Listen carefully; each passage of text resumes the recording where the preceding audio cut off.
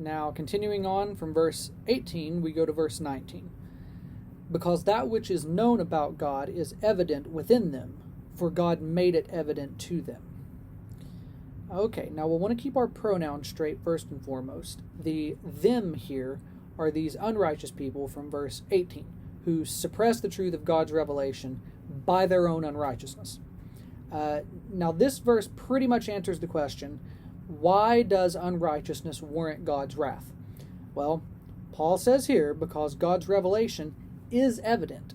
He revealed himself in his creation, and that is clearly seen by man's mind. In other words, man had the ability to understand God based on what was made obvious to him.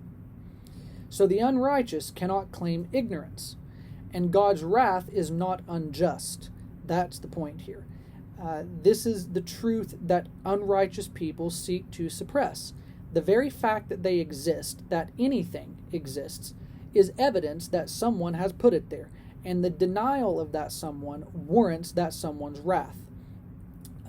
God's right as the creator over his creation is going to come up again in this letter. It's going to play a very important role some chapters on, and these things are foundational to Paul's argument and are being introduced here.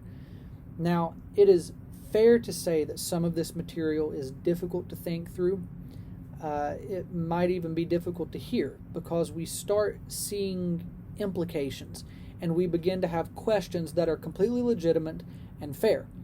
However, we need to remember that this is just a link in a chain of an ongoing argument that Paul is building throughout the book. So we need to grasp as best we can what Paul is plainly saying here and keep reading to see how he develops this. We don't want to draw our own conclusions too quickly. We need to let Paul run with this and then see where he goes.